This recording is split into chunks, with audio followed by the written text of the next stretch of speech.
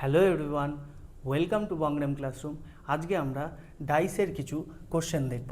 দেখো, ডাইসের প্রথম কোশ্চেন কি বলছে, which surface will be opposite to surface 3।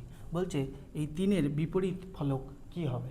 তো তিনের বিপরীত ফলক কী হবে, দেখো 1 2 3 লেখা আছে। তো এইটা দেখে আমি কোনো না কোনোভাবে বুঝতে পারছি যে এটা স্ট্যান্ডার্ড ডাইস আছে। অ্যাকচুয়ালি ডাইস কয় প্রকার শুনে নাও আগে। ডাইস হচ্ছে দুই প্রকার, একটা হচ্ছে স্ট্যান্ডার্ড ডাইস আর একটা অর্ডিনারি ডাইস। এবার স্ট্যান্ডার্ড ডাইস কাকে বলে, যে ডাইসের অপোজিট ফেসের সাম হবে 7। যেমন হচ্ছে দেখো, একের বিপরীতে কে হয়, 6 হয়, ঠিক আছে। 2 এর বিপরীতে 5 হয়, আর 3 এর বিপরীতে 4 হয়। তো এইটা হচ্ছে, যেমন আমাদের লুডোর ছক্কা দেখলে তোমরা বুঝতে পারবে, লুডোর ছক্কাটা হচ্ছে স্ট্যান্ডার্ড ডাইস, ঠিক আছে। তো দেখো, তাহলে লুডোর ছক্কায় 3 এর বিপরীতে কে থাকবে, 3 এর বিপরীতে 3 যোগ 4, তাহলে তো 7 হয়। তো অপোজিট ফেসের সাম কত হবে, 7। তাই জন্য 3 এর অপোজিটে কী হবে, 4, ঠিক আছে। তো দ্বিতীয় কোশ্চেনটা দেখো, বলছে find the number opposite the face with the number 3। বলছে 3-র অপোজিটে কে হবে, ঠিক আছে। এবার দেখো এখানে 3 তো দেওয়া নেই, তো কী করবে, দেখো এখানে যখন দুটো ডাইস দেওয়া থাকবে দেখবে কোনো না কোনো একটা ফেস কমন থাকবে। যেমন দেখো এখানেও এই ডাইসটাতেও 6 দেখা যাচ্ছে, এই ডাইসটাতেও 6 দেখা যাচ্ছে। এবার কি করো, এই ডাইসটাকে ক্লকওয়াইজ মুভ করো। তো প্রথমে ক্লকওয়াইজ কীভাবে মুভ করবে, দেখো প্রথমে 6 হবে, ঠিক আছে। ক্লকওয়াইজ মুভ করলে 6, তারপর কি আসছে 1 লিখলাম। এবার কি হচ্ছে 5 লিখব, ঠিক আছে।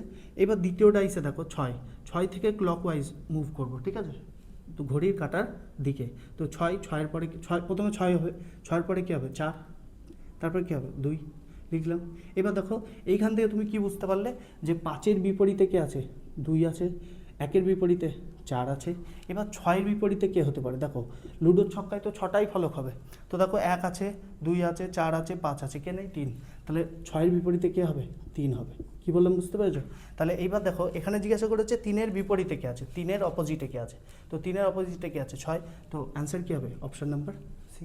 এবার তৃতীয় প্রশ্নটা দেখো, what will be the number of faces opposite to the face on which the number 5 is. তার মানে কি বলছে, যে 5-এর বিপরীত ফলক কে হবে।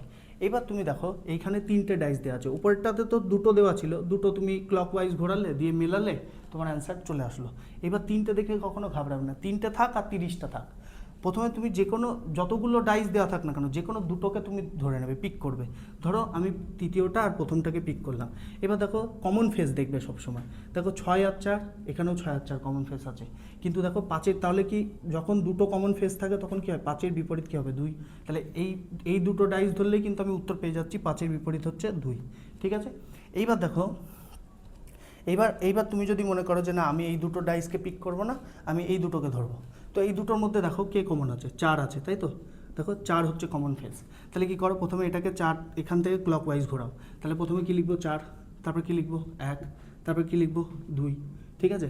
এইবার কি হচ্ছে, এইবার এই ডাইসটার কি করব, ক্লকওয়াইজ ঘোরাবো। তো প্রথমে কি লিখবো 4, তারপর কি লিখবো 6, তারপর কি লিখবো 5। এইবার তুমি দেখো 5-এর বিপরীত কি আসলো 2, 6-এর বিপরীত কি আসলো 1। তাহলে দেখো এখানে 1 আছে, 2 আছে, 3 নেই কিন্তু। তো 4-এর বিপরীতে কি আসবে 3। কি বললাম বুঝতে পারছো। এবার বলেছে 5-এর অপোজিট। তো 5-এর অপোজিট জিজ্ঞেস করেছে, এটা তো বের করার দরকারই ছিল না। তো 5-এর অপোজিট কে হবে 2। কি বললাম বুঝতে পেরেছো। আশা করি তোমরা এই ক্লাসটা ভালো করে বুঝতে পেরেছো।